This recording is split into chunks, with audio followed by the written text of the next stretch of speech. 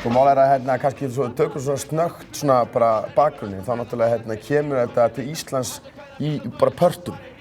En upprunalega, þegar þetta eins og þetta birtist í Bandaríkjunum, þá þetta náttúrulega þessi fjögur element eins og það kallað sem eru sko, það rappmenningin, það plötusnúðamenningin, þó ekki endilega klúbbadæmi, heldur fyrst og næst að spila val og partí. Já, og nota plötuspilaran sem hljóðfæri, svo það vegglistin, graffítíð, og svo það dansinn sem náttúrulega, þú veist, breakdance og poplocking og skriktdans, eins og það kallað. Já, og en þegar þetta kemur til Íslands, þá kemur þetta í pörtum. Úrslega mikið tengt í mig sem svona breakdance myndin. Já, þetta náttúrulega Ísland eyja, þannig að sko margt af því sem kemur til Íslands kemur í svona bylgjum, svona eins og einhver markaðssetning. Þannig að þú veist, við byggum út í Danmörku. Þá var þetta svona heild sko. Kynnist þessu þar sko sem dans og svo komum við heim og byggum í Vogahverfinu og þá var þetta allt í einu var bara break-ís og break-skór og svona eitthvað æði sko, eins og alltaf æði. Kjörís gátt svo break-ís. Og síðan bara daginn eftir, þá bara var þetta bara vammís eða eitthvað, þá bara allir var bara vamm, það var mjög skrítið að koma frá Danmörku og það var bara svona vamm og djúran, það er svo halda með, þú veist, káir eða val. Það var ekkert annað sko, en úti var þetta bara svona, þú fórst niður í bæ og það var allir að breaka og allir að rappa og Danir voru að byrja að rappa á dönsku, miklu fyrr. Bara 80, ég veit ekki hvenær, 83 eða eitthvað. Rappið sem heildi kannski síðan svona byrjun 70 eru fyrstu upptökum til af rappi sko í Bandaríkjunum. Og þá þetta náttúrulega menning sem hefur komið mjög mikið frá Karíbahafinu. Frá sko Jamaica og Dóminíkanska lýðveldi og svona, en þá sko sem hluti af þessari sound system menningu. Hver og einn DJ var með sitt hljóðkerfi, svo keyrði hann bara inn í hverfið og byrjaði að spila. Setti upp bara partí. Setti upp partí og þá var DJ-in sjálfur að rífa kjaft sko.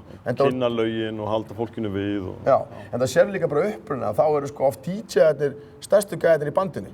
Eins og bara, þú veist, ekki rétt Grandmaster Flash Furious 5, ég meina, Grandmaster Flash er selector. Hann er frontgaurinn í rauninni, sko. Og ég meina, Eric B og Rakim, Eric B var selectorinn og það breytir síðan. Rapparinn fyrir fram að DJ-in setna. En þannig að, þú veist... Já, þetta þróast alltaf svo mikið, því síðan kemur sko þessi sem er pródúsentinn, þessi sem býr til taktana, sem var alltaf plötusnúðurinn. Og þetta fer að vera meira sérhæfðara, sko. Já, og svo náttúrulega líka, þú veist, já, og svo náttúrulega þegar þetta kemur til Íslands, við munum eftir break-æðinu og allir þessu. Já, 84-85. Já, en síðan sko fyrsta rappi sem við tökum eftir. Það var sko, Acid Juice sem var úr Breiðholtinu late 80s sko, það var 89, 88. Það var íslensku. Það var íslensku og þá á sama tíma var amma með tennurnar hans afa eða amma með tölvuna hans afa. Við þurfum að fara staðfest hvort það hét allan tíman. Þeir gáðu út spól, þeir gáðu út kassetu sem var seld í Hljómalind. Já, Kitty Kanna seldi kassetunu. Það var til í góðbókinu líka. Já, það mynda svona eins og Kallaklósett logóið framan á, eða Kvennaklósett logóið, manni hvað það er. Það var henni fyrsta útgáfan á íslensku sko. Og það samt sem mjög underground og þá var einu hip-hop þættirinn, þeir voru á Rótinni, við tókum þátt í... Það var Rótin sem maður gæti keypt sko tíma, fólk bara keypti og svo fórum með alla plötunar og spilaði þetta, þú veist. Og það voru fyrst útastættirnir, síðan sko, og Þórður Skúlason, hann spilaði hip-hop þá, sko, hann fór meira yfir í annað setna, sko. Hann fór yfir DMC. Partizone, gæti, þeir áttu til að hendin fullt af mixum, hip-hop mixum, sko, til að soul og allt native tongue-dótið.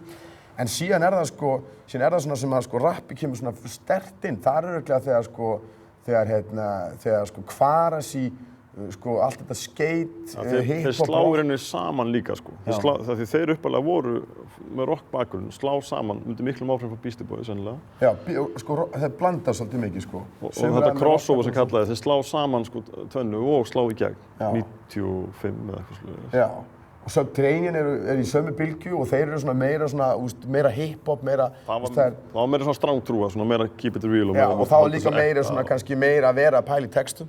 Og það var stelpa í því bandi líka. Já, Cell 7 sko. Þannig að hún er nú hérna... Hún er á Kópavoginum, var á 200 Kópavogi, what up, no. Og síðan það þannig að sko, við förum eftir það þá... Já, og svo náttúrulega líka skiptir miklu máli. Þegar Exi var á þessum tíma að spila, þegar Exi var í gangi, þá spiluðu þeir bara allt.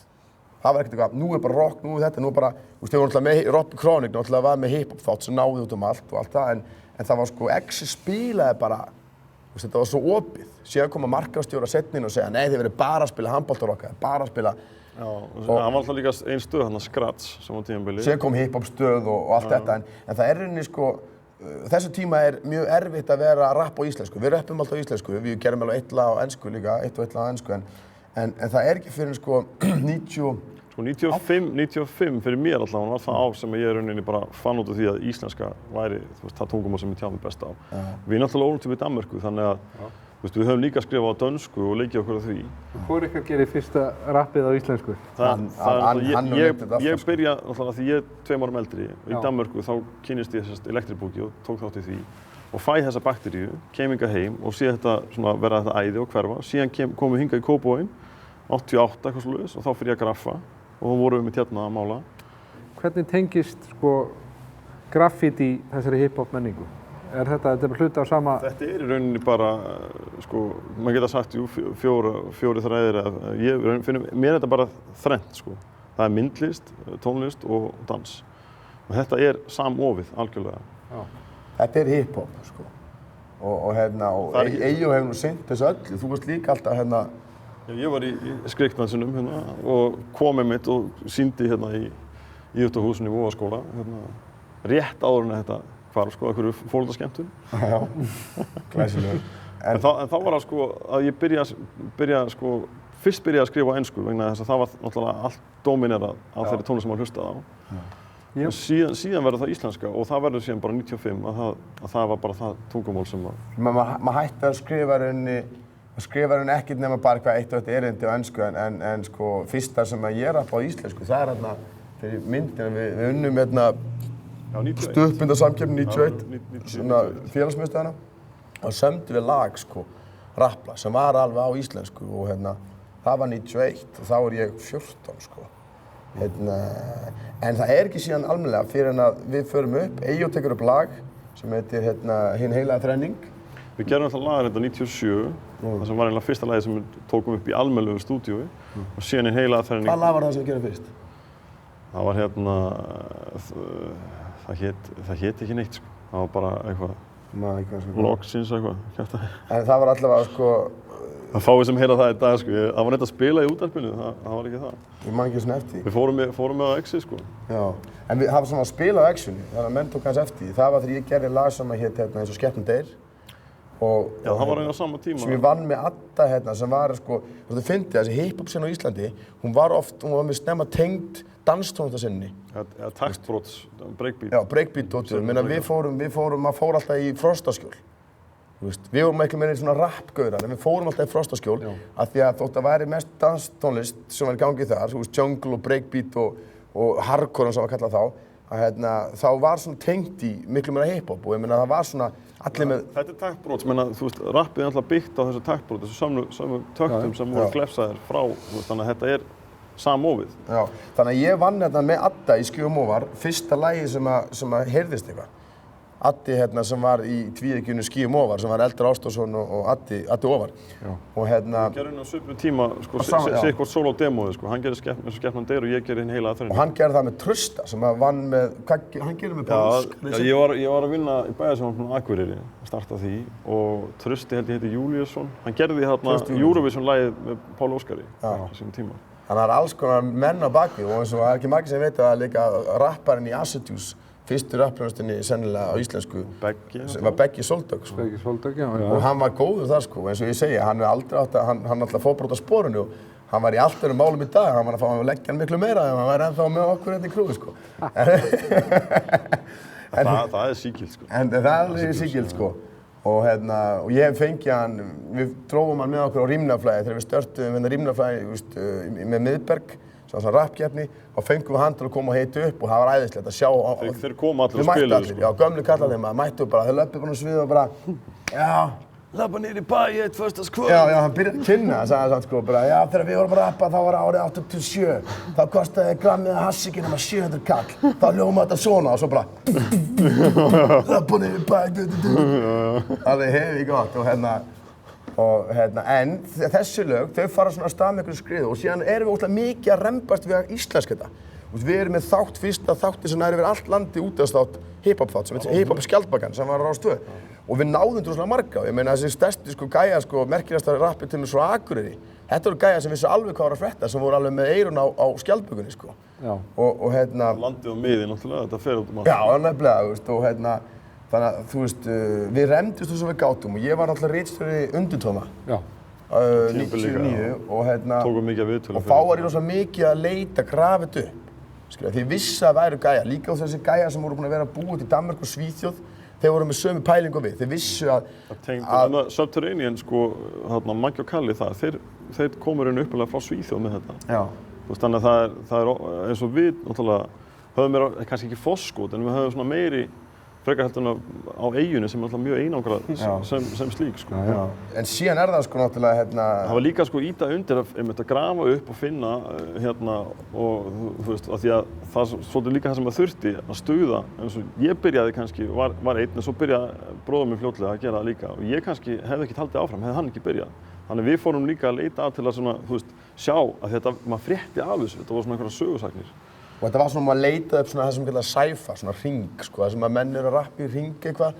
Og þegar maður fréttaði að einhver rappa á íslensku þar, þá var maður bara, heyrðu, höfum upp á þessum liði og svo höfum maður samband. Þetta var allt svona, veistu, það rappaði enginn á íslensku og svo örfáir, við vorum allir gett mikið að rokka okkur saman og búa til svona einhverja svona byltingar, hvað kallar maður þetta?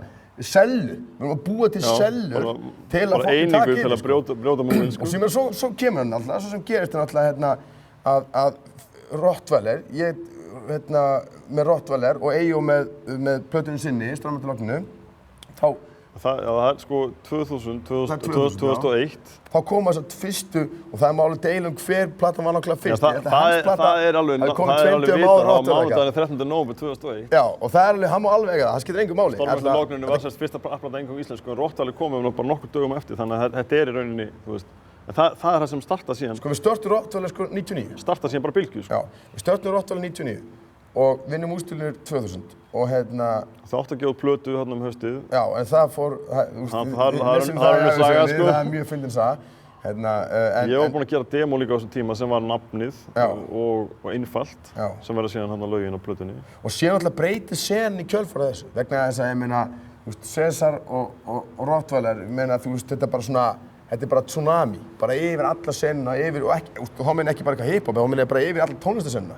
Sko ég vissi af skittunum að þeir gerðu í 40 eintökum eða eitthvað, SP-plötuna, og hún var tilbúin í september. Þeir eru frá Akureyri. Þeir eru frá Akureyri. Þeir eru akureyriska bylgjan. Já, og það var alltaf íslensku, og það til þess að það var alltaf verið mikil innblástur fyrir mig. En það náttúrulega fór ekki almenna dreifingu eins og plata mín var gefin út og dreift. Það var svona hip-hop hausarnir, við heyrðum þetta sko. Ég kom með framfæri síðan, þú veist... Við peppum allt þetta, náttúrulega líka gegnum hip-hop þættina sem voru með, sko. Fyrst eins og sé á Rás 2 á Skjaldbökuna og setna Óskalega sjúklinga, sem að var sama með því. En allavega, síðan náttúrulega, þú veist, þegar allt í einu Rottweiler eru konum bara með öll velun, ekki bara íslensku tónlistarvelunin heldur líka þessi FM-velun og þessi tónlistarvelun Fólksins og hvað hann var. Og sama tíma er ég náttúrulega í sjónvarpinu rosalega áberandi gegnum Johnny Nas. Það náttúrulega kemur alveg bara, þá áttu komið sviðsljósið á mig og þegar ég hringdi mig og ég beðin að gera eitthvað djöfulinn einhverju félagsmiðstöðu ekstar, þá tek ég bara krúið með og við rappum á íslensku, sko. Í staðan fyrir að ég kæmi og var með eitthvað Johnny fjör, sko. Þannig að þetta helst allt í hendur, sko. Og árið eftir að César og Rottweiler gefa út okkar fyrstu rappplötuna á íslensku, þá náttúrulega er senan bara öll á íslensku. Við komum með 2 fyrstu, árið eftir þá eru hvað, 15 útgáfur allar á íslensku, sko. Það var það mikið, það skaut upp eins og Gorkúlu nánast. Og það voru ekki nóg... Ég gerir safnplötu sem hét Rímna mín. Já, sem með öllu helsta sem er í gangi þetta. Það var allt á íslensku á henni líka. Þannig að það er henni fyrsta safnplata á íslensku á henni. En sko svo sérðu bara jólinn þar eftir 2002, þá gerði það sjálfur og Rottweiler gera það ekki aðra plötu. Þar koma, þá eru örugglega 15 eða 20 titlar sem kom út á þessum tíma, sko. Og það er líka málið að þú sérð bara, þú veist, að þeir eru að þá eru allar útgáðunar konar búin að sjá, sko, að þú veist, það er alltaf mikið markasliði í listum. Samfæra markaði eins og markfalt. Nýkomnir úr HR eða eitthvað bara, já, þannig að taka þetta yfir hvað er hann að rappa rapp er hans að vinsalt hvað er þetta rapp? Rapp fyrir krakkana. Er ekki einhver þekkir eitthvað sem kann að rappa svo bara kemur einhver rappabari og hann bara, og svo er allt í hann komið með bara plötusamning. og svo náttúrulega bara kemur offlæð á ömlegum röppurum, maður bara miljón lélegar útgáfur. Og svo náttúrulega að það þýðir það bara að markaðsappinn árið eftir, rapp er búið, þetta er búið maður, þetta er búið. Þessi íslenska, þetta æði, þessi bylgja, markaðssetning, alltaf þetta. Breykpinninn, árið eftir, skónir, það er ekki sem kaupa skóna lengur. Já, þannig að þú veist, þetta hvarf sko. Og það er þá sem að menn, skilurðu, en punkturinn að það er það sem að ég verð að gefa virðingu til, sko, það eru allir hörðustu og merkilegustu rappararnir, þeir héldu áfram, sko. Skít sem þessi bylgja, okkur var skít sama. Við höfum alltaf verið í þessu, hvort sem að væru, sko, við fáum alltaf að leggja hvort sem og við reddum okkur, við vinnum bara einhverja vinnu ef við þurfum að vinna, sko. Þetta er svona harðasta sena. Það er listin, alltaf þetta er svona list, og ef maður er rappari þá er maður skáld, og maður heldur áfram með skáld, maður hætti því. Það er fullt af rappari sem gáðust upp og fóru bara í eitthvað rock eða fóru að gera eitthvað allt annað. Og það er bara í fínu lagi. En þessi kjarni, þú veist, gæjarnir sem höfðu verið áberandi, Forgotten Lords til dæmis, og eins og segi, mér fannst svo frábært að þeir fóru alveg yfir í íslenskuna. Þeir voru náttúrulega ensku. Þessi kjarni, þetta er svo gæjar sem að, þeir hætti ekkert. Þetta er bara gæjar sem vakna og langar að gera tónlist, sko, og gera tónlist. Og það er það sem hefur haldið lífinu í hiphop. Hiphop er upp og niður, hvað fólk sér, almenningur. En við erum alltaf að gera okkar, sko. Við erum alltaf í gangi, sko. Alltaf með markaðinn og dreifingarkerfið og þú veist, og það sem að gefa út og fyrir dreifingu er mest áberandi. En það sem gerðist, það sem var mjög mikilvægt, 99, þegar við dæmdum hann að rímnaflæði, og sá sem vann var í fyrsta seti, hann rappaði á íslensku, allir hinir voru ensku, og þá tók ég einmitt eftir því og það sem síðan maður sá, að það var sáð ákveðnum fræjum sem skiluðu sér nýri kynslóð sem síðan óx og það er alltaf bara það sem er að koma í dag líka, er bara allt öðru plani heldur en. Hverjir eru að koma upp í þessari senu núna í dag? Hver eru nýjir rapparar á Íslandi sem eru að gera eitthvað? Sko mál er að ég líti á sem skyldu mína af því að ég er búinn að svona, þú veist, koma mér á kortið að draga sem flesta með mér. Þannig að allt það sem ég hef gert, þegar ég hef gefið út plötu, þá hef ég þefað upp í það sem ég finnst merkilegastir. Og ég meina á seinustu plötunni minni, Copacabana, þá náttúrulega þá er ég að draga með mér í stúdíóið Dabba T, MC Gauta og strákana úr Keflavík, Limited Copy strákana, sko. Alveg rétt. En þú veist, og síðan gera þeir það sama. Sko, Gauti fer og það hann komið með, sko, smá, eins og maður kallar shine, sko. Já. Smá sviðsljós. Þá gerir hann það sama og það finnst mér vera skylda okkar allra að draga stækka sinna sem mest, að draga sem mest af nýjum gæjum inn í þetta. Og hann er núna búinn að vera að spila mjög mikið með Úlf, sem að er ekki rétt að segja að séu nýjir vegna þess að Evil Mind, Helgi Sæmundur. Illugi, sko, hann vann rímnaflæði á þessum tíma. Já, Illugi, Evil Mind, hann var, rann mjög rímnaflæði sko fyrir löngu síðan. Hann var sko í gangi fyrir 10 ára síðan, hætti síðan, fór í rocktónlist. Fór í Bróðir Svarthúls. Sauðárkrókurinn, þeir eru mústilinu, síðan hætti það band og Bjössi sem er núna í, gerir alla tónlistina fyrir þá, hann er á Suðurnesjunum, hann er á Limited Copy, hann þetta tengist, já. Og þannig að það er svona, þú veist, þeir eru mjög ferskir og þeir eru stóri, þeir eru orðið búin að negla sig inn. Sko, ég hef einmitt líka, eins og bara fylgst alltaf með, og maður alltaf gert eins og bara að tala sko, og fengið gesti og til og með Vestfirðirnir, það var hljómsveit til skamms tíma sem heitir Stjörnurygg, sem er núna kjarninn úr því 8 villtir í dag. Úlfur er Sauðárkrókur. Já, og síðan náttúrulega að norðan hefur alltaf verið skýtt og þeir hendar hafa verið að gera eitthvað nýtt efni, en síðan er eitthvað sem maður þarf svolítið að hafa fyrir því að grafa þetta upp, en það er eitthvað sem heitir Morningarna norðan, Beats Me. Já.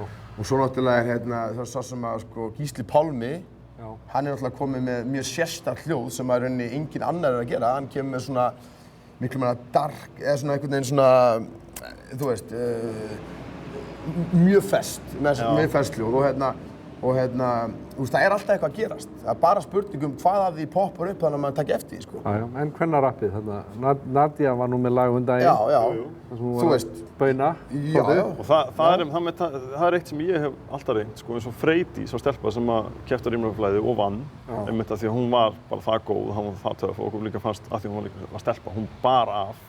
Og ég fekk hana og vildi gera meira með henni, ég fekk hana og gera það sjálfur. Og ég hef einmitt líka alltaf reynt að grafa upp stelpurnar, sko. Og við höfum báðir verið með rappnámskeið og ég hef einmitt líka sérstaklega hvatt stelpurnar áfram til þess.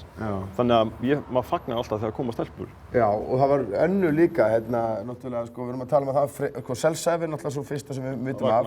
Svo náttúrulega er hún Kristín í Ígor og svo er það Nadia þessi. En sko, mér finnst ekki rétt að tala um bara því að einhver pía kom með eitt lag að hún sé búin að negla sinn, skilur. Það er ótrúlega margir sem hafa komið með eitthvað eitt lag. Ég meina, þú veist... Mér finnst það mjög gott, sko, það sem maður talar bara, þú veist, það sem maður þarf að tala sko. En vissulega eins og Erpur segir, það þarf náttúrulega að gera miklu meira til þess að... Og líka fjölmiðlarnir svo duglegir, sko, fjölmiðlarnir svo duglegir, leið og einhver kemur svona og er eitthvað að rífa kjaft, sko. Og það setja nöfn á einhverjum þekktari rappari í fyrirsögna, þá hoppar allir á það. Og það er svona klassískt, en það þýðir ekki endilega að það kom eitthvað rapp út í sem er eitthvað virði, sko. Nei. Þetta gerst trekk, en við erum alltaf að bíða eftir að fá fleiri stelpur. Það er alveg bara... Ítildi það frekar heldur en hitt, sko. Það er oft blásið upp svona spenna í kringum, sko, rappheiminni. Já, þeim finnst fjölmiðlamönnum finnst það vera svo spennandi. Það fræga atvik við Móra og því. Þeir eru rosalega mikið að fylgjast með Bandaríkjunum. Það var bara besta sem gat komið fyrir á þessum tíma, fyrir þá fjölmiðla, ónefnda samsteypu. Það var bara, já, heyrðu, nú erum við komin með eins og Tupac og Biggie, bara, þú veist, á Íslandi. Og eitthvað bóarapp og svo bara dæla eitthvað svona frösum og það er alltaf verið búið til eitthvað svona og þetta er ekkert svona á Íslandi. Þú veist, og það er alveg ótrúlega hvað mikið að fólki heldur að, sem betur fer, og ótrúlega hvað mikið fólki heldur að þetta sé, þú veist, auðvitað erum við að batla, auðvitað erum við að, þú veist, rífa kjaft og svona. En þú veist, þetta er ekki Compton, þetta er ekki Suður Bronx og það er eftir það sem við, alltaf tíma sem við höfum verið að gera þetta, skilur, það sem við tókum og gerðum íslenskt hiphop. Það snerist það að við búum hérna í Íslandi. Og við röfnum okkar veruleika. Þetta er okkar veruleiki. Hann er ekki að gera einhverju svona skotbarda á bílum og svona. Kannski verður hann að setja á Íslandi. Þá er alveg bara, ef einhver hefur innistæði fyrir að rappa, það var bara æsifettamennska. En þú veist, þetta er bara, og það er alveg sem með bara hver einasta rappari sem kemur fram, þú veist, eins og þegar Nadia kemur, og ég meina hún er ósátt við kallrembuna, flott hjá henni, ekkert mál. En þú veist, þá er alltaf mikið svona að draga það upp og svona, já, sem og ekki verið að bauna hérna á. Og ég man nákvæmlega til að við vorum að byrja líka. Þá var alltaf verið að spila okkur, ekki Kvarasi, það ekki bara eitthvað prump? Og þessi subterranean-strákar, það ekki bara eitthvað prump? Það var alltaf að draga upp og þá voru við minna þekktir, sko. Og það var alltaf verið að fá mann til að segja eitthvað slæmt þekktari rappara. Þannig að setja þekktari rapparann í fyrirsögna, að selja greinina og þá verður þú að plugga þig um þetta. Það var svona fucking Herbalife skam, sko. Já, svona hundur getur höfuð. Já, og þetta er svo vandræðalegt fyrir fjölmiðla fyrst manni, sko. Af því að, þú veist, aðra tónlistarstefnur, það er ekkert að spurja þig á sama hátt, skilur. Ég veit að kannski með pönkið, í gamla daga, þá var kannski meira að vera að láta Bubba drulli yfir bó eða eitthvað svona, kannski, ég veit hvað það var. Öruglega, menn mistu út úr sér alls konar hluti, sko, og hafa alltaf gert. Já, rappið hefur alltaf verið, sko, af því þetta er á götunni og þetta er svo mikið samkeppni. Þannig að það kannski hefur smitaði með þetta að menn eru, þú veist, þetta eru svona hausaviðar eða þannig, sko. Já, það er átök. Árið 2002 fékk ég sent til útlanda þar sem ég bjó í Hollandi, rímur og rapp verkefni. Það var eitthvað sem þú varst að vinna með Steindur Andersen, eða ekki? Jú, Hilmar Örn var kannski svona Hilmar Örn, ég og Steindór gerðum lag sem heitir Stikluvik sem við blöndum þessu saman, þar sem hann keyrði á þessu hefðbundnari formum, hann Steindór Andersen og kveðmanna fyrir hann í yðinni og Hilmar Örn saminaði þetta með tónverkinu og þetta var síðan heilt disku með sko röppurum. Pælingin var náttúrulega rímur og rapp en eins og pabbi minn sem er mikill kvæðakall og rímnakall, hann hefur ítrekkað sko bent á að þetta er náttúrulega sko rappið okkar hefur ekkert að gera með rímnahefðina. Það er miklu meira eins og þuluhefðinni, sko. Já, hann hefur talað um sko endarími og svona alveg frjálst form. Já. Þannig að sko eins og ég vil kalla þetta í dag, þá er rauninni þetta bara viðbót af því að sko rappið sem slíkt, þetta talaða og þetta form er til í mörgum öðrum menningarsamfélögum, til dæmis í Suður-Afríku og eins og þekkt á Grænlandi, það sem þú veist, slá trommu og keppa hvoru annan. Þannig að það sem við þekkjum, það sem kallað er rapp, það er þetta sem kom frá Bandaríkjunum. Þannig að í rauninni bragarhefðin er svo miklu stærri og miklu dýpri Já, og sagan. Og ríman sko, er í rauninni miklu bara bundnari, þannig að það er í rauninni bara tilkomið út af því að þetta var bein þýðing eða svona, þú veist, rhymes á ensku, sem þetta rímur. En ég myndi segja að þetta væri fyrir eitthvað rapp-þula. Já, við skrifum samt viðbót við þuluna. Við segjum alveg, við skrifum rímur, en við erum ekkert að skrifa rímur samkvæmt hefðinni, ég meina. Ekki samkvæmt sko einu kröfurnar sem er gerðar á góðan rappteksta, það er alltaf margar kröfur gerðar, mismunandi eftir persónubundi, en það þarf að flæða og til þess að flæði vel, þá er mjög mikilvægt að það sé gott rím, að það sé mikið af rími og þú veist, að þú hugsi út frá, sko, og rímin passa upp á atkvæðin, að sé ekki á mörg atkvæði, línu og svona framvegis. Það er ekkert eitthvað stöðlar og höfuðstafir, ykkur skylda, sko. Nei, það er mjög frjálst. En þetta graffíti sem við erum að sjá hérna, við stundum að kalla graffíti, veggjakrót, er þetta ekki bara eitthvað krass, eitthvað krót? Nei, þetta er rauninni sko, hérna undir þessu eru mörg lög og það sem er merkilegt við undirgöngin hérna í miðbænum í Kópavogi er það að hérna, það var gerður samningur með tveir ungi drengir sem ég kynntist og fór að mála með hérna. Þeir gerðu samningur í Kópavogsbæ að skreyta þessi göng. Það er fyrir 20 og hvað árum sem það var 88, 89 eitthvað svoleiðis. Og uppalega, fyrsti hluti sem að mála var hérna þessi hluti sem við erum í núna. Og þá sem sagt voru þau bara með, hérna, fengu bara brúsa, úðabrúsa og voru bara, fengu einhvern laun samið það og svo voru þau bara hérna róluhittum og mála og hérna, og það máluðu síðan öll göngin.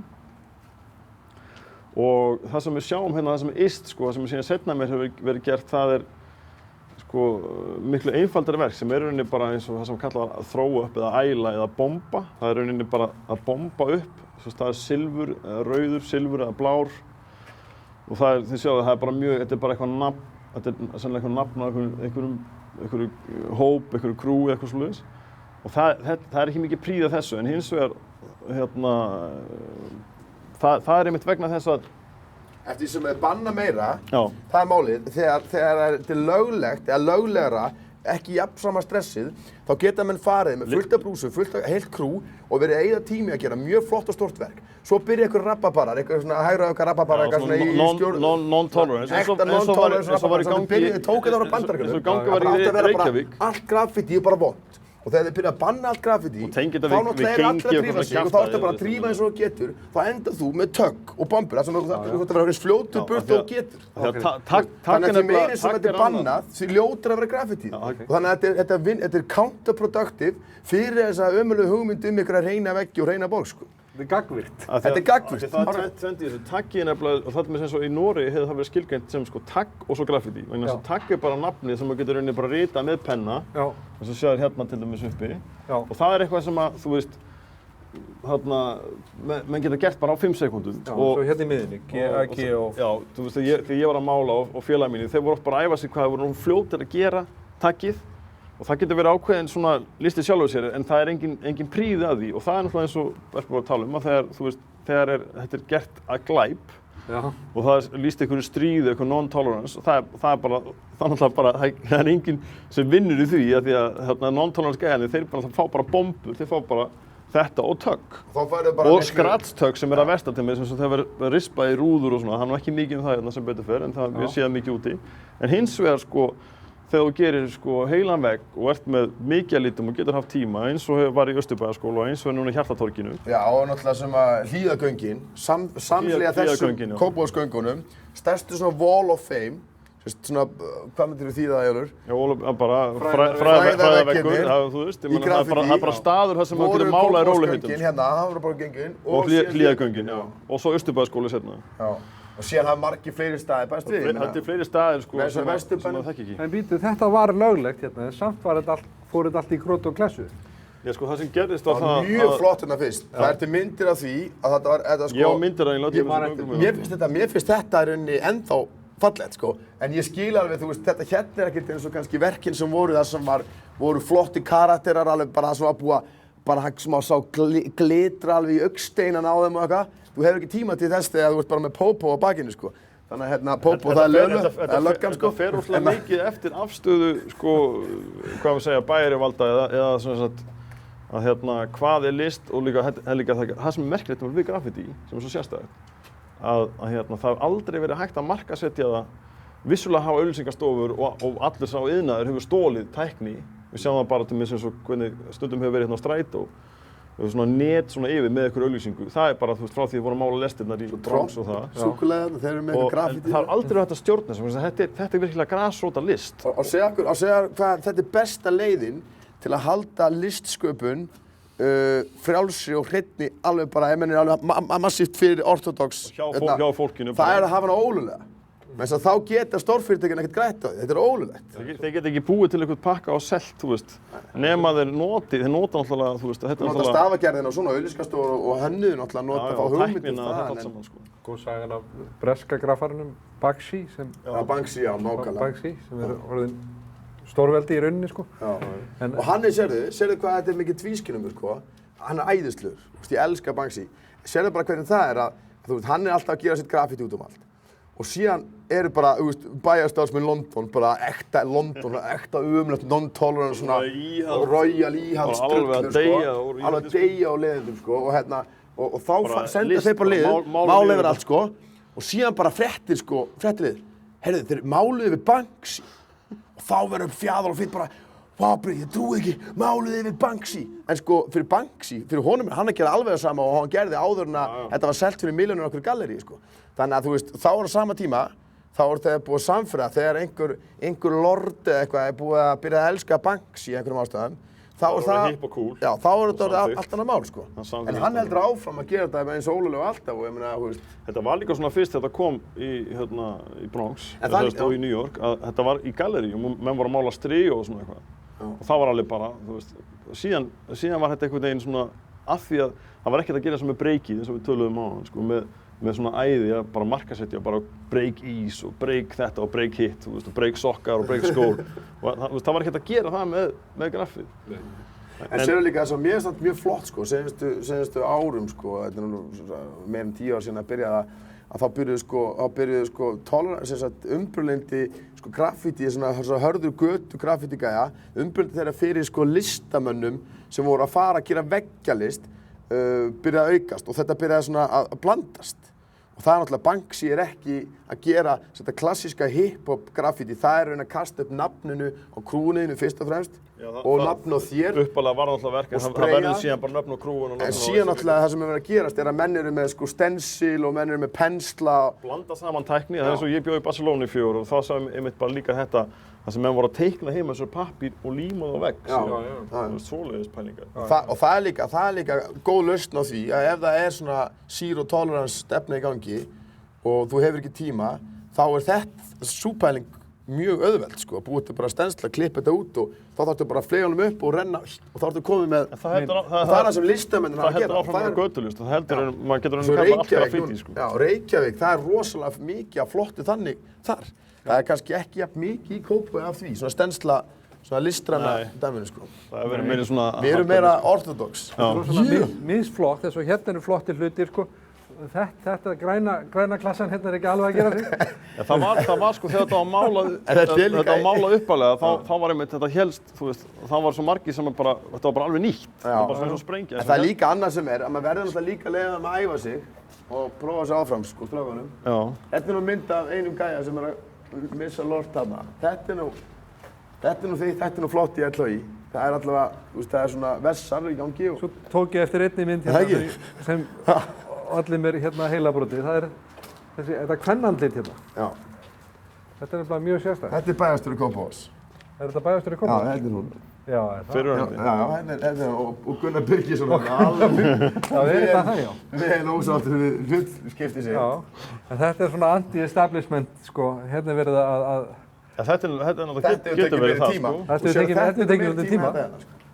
Þessi gæðir hefur bara hugsað annarkvæmt hann fullur og eru bara samátt að löggan komi. Kannski hann þekkt einhvern í bæ, kannski þekkt að bæjarstjóran, kannski tristan og hún myndi ná honum út. Þannig að hann hefur bara eitt tím í þetta. Þetta er alveg, þetta er Þú sér það sko, eins og þú skoðin í Hjartagarði, það er búið að mála yfir hlutaði núna, en þarna Atom er ein stelpa sem er að graffa og gerði gert fyrir mig umslag í nýbröndinni og það var eftir 2007. Gerði kall sem var semst var svona úti, ekki mennið, átti engan pening sko, en var í fötum gerðum úr peningaseðlum. Þú veist, bara svona, eins og þessi gæja voru, þau bara, já, nei, ég hef enga pening, þetta allt Tortóla, þú veist, ég er ekki með neitt, sko. Þetta alltaf konunni eða eitthvað, sko. Já, hún gerði það og svo gerði Tortóla líka, það sem var eitthvað einhver ríkur gæja með vindil og...